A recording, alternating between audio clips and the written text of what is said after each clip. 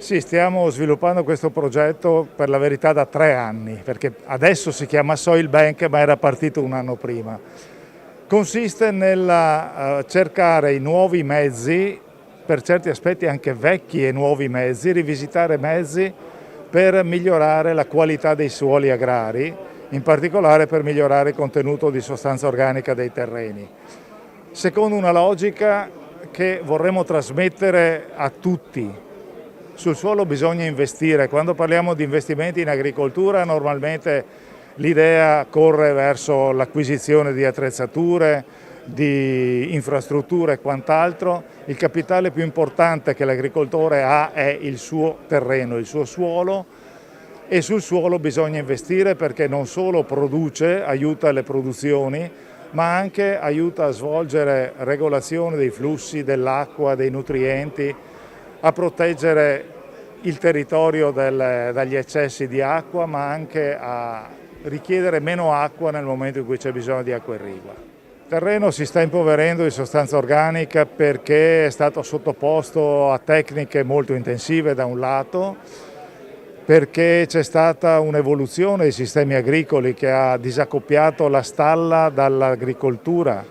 e quindi manchiamo di letame, abbiamo dei territori con forte concentrazione di allevamenti dove abbiamo magari il problema di eccessi di liquami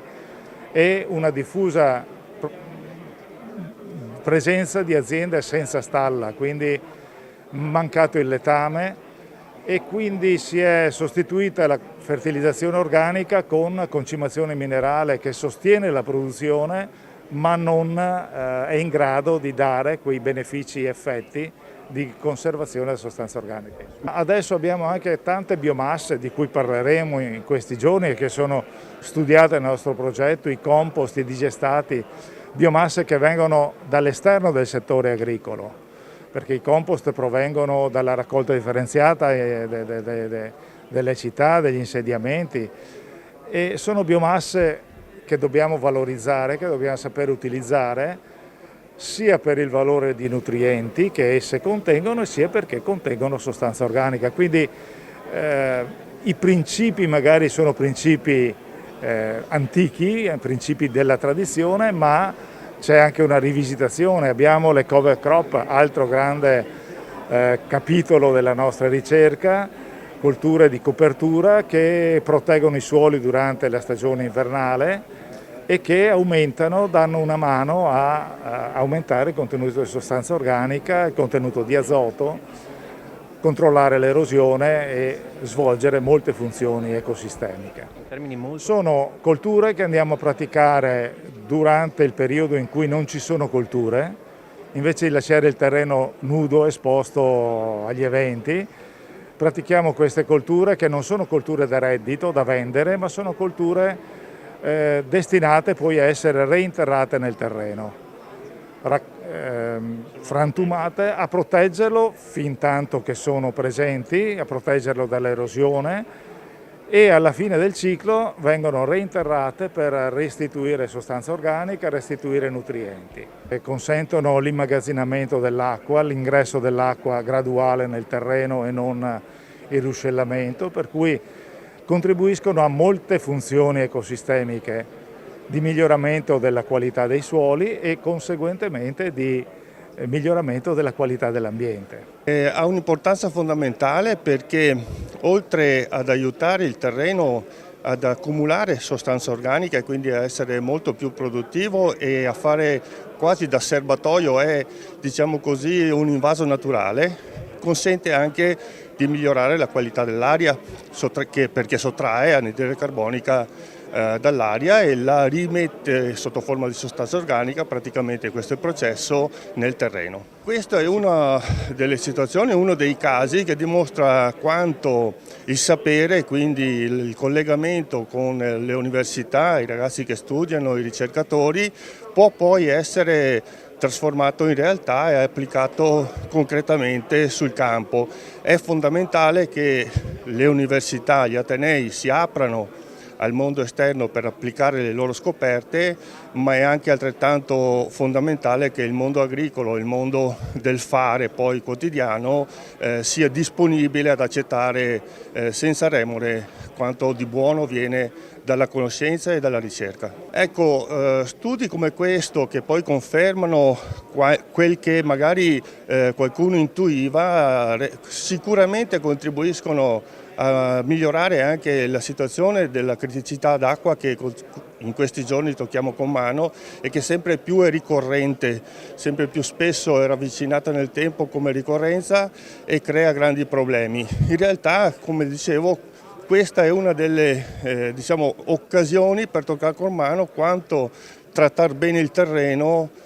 poi abbia un risultato concreto anche per la conservazione dell'acqua nel suolo. Maggior friabilità, maggior porosità, maggior sostanza organica, un metro cubo di sostanza organica riesce a trattenere nel suo interno 20 metri cubi d'acqua, quindi questo è un invaso naturale, dobbiamo tenerne conto e cercare di applicare le tecnologie che ci consentono di applicare questa teoria, questo sistema nel miglior dei modi. I primi dati sono confortanti, il lavoro che è stato svolto e che si svolgerà è un lavoro di grande qualità,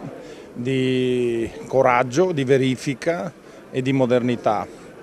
Oggi il primo evento pubblico nel quale presentiamo i primi riscontri su un tema fondamentale che sarà il tema del futuro, che è il tema della sostenibilità. C'è molta sensibilità da parte dei cittadini su questi temi, c'è molta attenzione e quindi credo che il lavoro che stiamo svolgendo sia un lavoro buono e naturalmente la qualità dovuta anche alla collaborazione con l'Università di Padova, potrà sicuramente dare dati molto confortanti, a iniziare proprio da noi agricoltori, che dovremmo farci carico sulle nostre imprese, sulle nostre aziende, che venga effettuato un cambio di mentalità molto forte, molto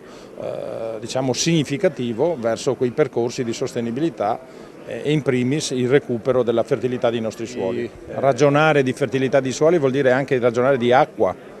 nei terreni,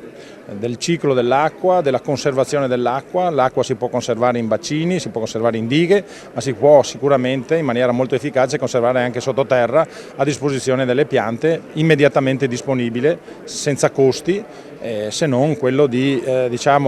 fare alcune scelte, operare alcune scelte che portino appunto all'incremento di queste preziose sostanze umiche nel terreno che favoriscono il trattenimento dell'acqua. Continuerà, noi vorremmo anche svilupparlo in virtù anche di tutta la progettualità e delle risorse che arriveranno nei vari territori, compreso il nostro, che riguarda appunto i bacini di pianura per il contenimento dell'acqua. Torno a dire, noi potremmo fare questo, ma potremmo anche inserire questo tipo di progettazione perché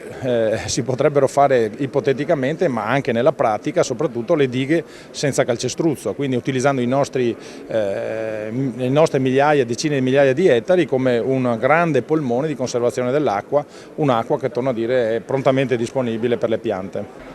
In termini pratici c'è un elemento importante, bisogna invertire un po' i modelli di gestione dei suoli, quindi la fertilità è un elemento importante, oltre che in vista degli obiettivi produttivi, anche degli obiettivi ecologici, di cattura anche del carbonio nell'atmosfera e di gestione ottimale della risorsa idrica. In un quadro dei cambiamenti climatici bisogna invertire la rotta e questa sperimentazione fornisce alcune prime indicazioni operative da utilizzare un po' per la prassi anche più diffusa nell'ambito del territorio più vasto. Su questi fronti non possiamo pensare di affrontare il tema solamente con un richiamo di carattere bucolico, no? Dobbiamo poi investire in ricerca e soprattutto in tecnologia, perché il futuro è legato al recupero di elementi naturali, elementi importanti degli ambienti, però con approcci fortemente innestati di innovazione tecnologica.